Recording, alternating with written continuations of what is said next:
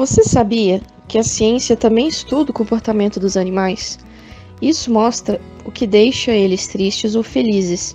O produtor rural e a ciência são grandes parceiros na criação de animais e buscam os melhores métodos.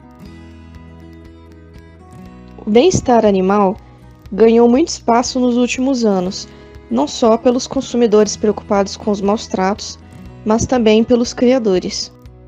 A etologia estuda o comportamento dos animais, compreender cada gesto ou som. Conseguimos saber quando os animais estão com calor, se o animal está sendo submisso ao líder do grupo, se estão alertas a algum perigo, estressados com o ambiente, sentindo dor e até o porquê brigam por território.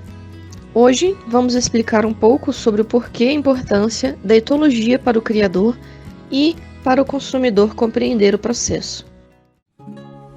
Mas afinal, o que é bem-estar animal? É uma espécie de declaração dos direitos dos bichos que ficaram conhecidos como as 5 liberdades. 1. Estar livre da fome e sede. Os animais devem ter acesso à água e alimento adequado para manter sua saúde e vigor. 2. Estar livre do desconforto. O ambiente em que eles vivem deve ser adequado a cada espécie, com condições de abrigo e descanso adequados. 3. Estar livre de doença e injúria. Os responsáveis pela criação devem garantir prevenção, rápido diagnóstico e o tratamento adequado aos animais. 4. Ter a liberdade para expressar os comportamentos naturais da espécie. Os animais devem ter a liberdade para se comportar naturalmente, o que exige espaço suficiente, instalações adequadas e a companhia da sua própria espécie. E 5. Estar livre do medo e estresse. Não é só o sofrimento físico que precisa ser evitado. Os animais também não devem ser submetidos a condições que o levem ao sofrimento mental, para que não fiquem assustados ou estressados, por exemplo. De acordo com um estudo recente, feito por um grupo de pesquisadores brasileiros, liderados pelo professor Celso Zeme, da Escola de Negócios Carioca Copead, quase 1/3 dos entrevistados na pesquisa afirmou inicialmente estar disposto a pagar um adicional superior a 40% pelo produto de fornecedores certificados em bem-estar animal. Segundo pesquisa da Nielsen, a categoria de alimentos saudáveis registrou crescimento de 98% nos últimos 5 anos no Brasil. Esse setor já movimentou 35 bilhões ao ano em nosso país. No mesmo período, os produtos tradicionais cresceram 67%, 31% a menos do que os produtos saudáveis. Olá, alunos da UDESC, Universidade de Santa Catarina. Eu sou Gustavo Brauli, idealizador da marca Inteligência Biológica, e agora já não falo mais por mim, né? Desde que lancei essa marca, eu agora tenho que representar um pensamento biológico, uma mentalidade biológica. Eu sou Gabriela Rodrigues, sou representante do Grupo Desenvolvimento Rural UDESC, promovendo sustentabilidade. Eu sou graduado em Medicina Veterinária, ingressei na faculdade em 1980, né? Já é coisa muito para trás, né? E me formei em 84, então já trabalho com cavalos desde o início da faculdade. Então já é uma longa história de intimidade com os cavalos, e os cavalos me ensinaram a concluir o meu curso. Ainda estão me ensinando, né? Eles me contam muitos segredos. Os cavalos conversam comigo, eu consigo escutá-los, e o meu aprendizado foi esse, foi entender a mensagem dos cavalos nas atitudes deles. Levando em consideração, por exemplo, os próprios cavalos, como o senhor falou, para tomar de exemplo, o comportamento de pastejo, que a gente hoje em dia acaba embaiando, né, os animais e muda totalmente a rotina alimentar deles. Você poderia falar mais ou menos como que o nosso conhecimento sobre o comportamento ancestral do animal pode ajudar a gente no sistema produtivo? Você entender a história, né, a história biológica dos cavalos é praticamente tudo, né? Você entender mais, né? Existe uma disciplina que, quando eu adotei ela para mim, quando ela caiu no meu colo, uma grande porta se abriu, chamada biopaleontologia, né? É um passo muito adiante da paleontologia, que é o estudo dos fósseis. A biopaleontologia ela relaciona o documento paleontológico aos sistemas biológicos. Então, você tem uma lente absurdamente maior. A ancestralidade do cavalo, ele te traz, né, para uma lente absurdamente de resolução incrível, né? E aí, estudando biopaleontologia, eu pude perceber, e convivendo diariamente com os cavalos, principalmente com os potrinhos desde o nascimento.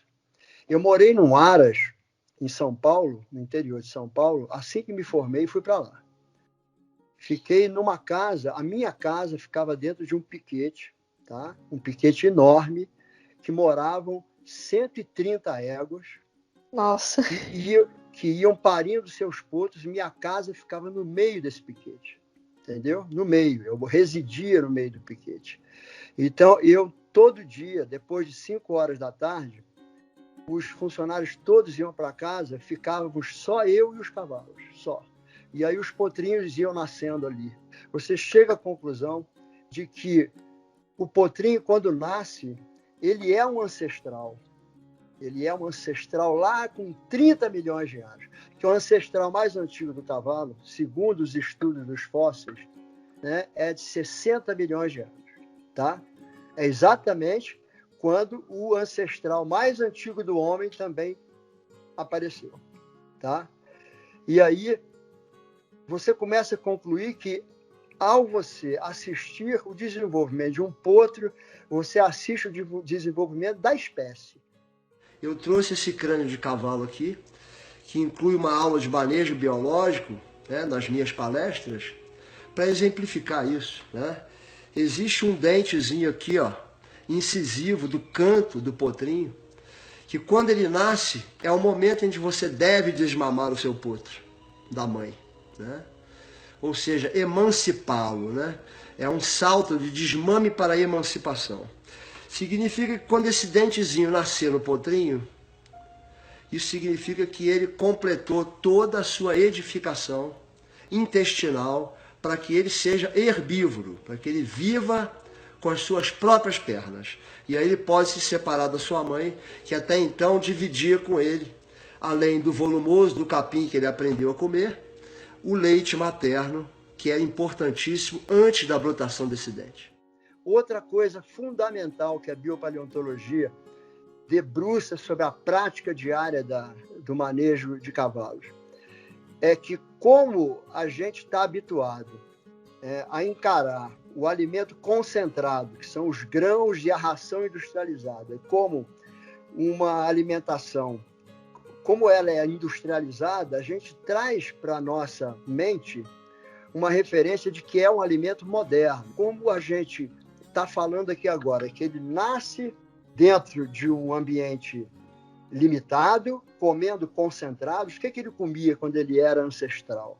Ele comia raízes, ele comia brotos de samambaia, ele comia nozes. E aí, como você já tem esse conhecimento, você chega à conclusão que é preciso que você dê ao potro um ambiente o máximo possível para que ele possa desenvolver, para que ele possa dar uma espécie de um download do arquivo biológico dele de herbívoro. Ele nasce baixando o arquivo de ancestral. Tá? E aí você tem que promover, baixar esse grande arquivo biológico, que é o arquivo de herbívoro. E no caso dos sistemas dos animais de sistema produtivo, como é que a gente poderia entender isso de forma que ajude na criação dos animais, por exemplo? As normas de bem-estar animal são claras. É mais do que livrar os animais do confinamento. Significa entender que os animais são seres sencientes. Criadores de gado leiteiro, por exemplo, obtêm uma produção de leite maior, as vacas respondem positivamente a um ambiente mais saudável. De modo contrário, quanto mais estresse, menos leite as vacas produzem.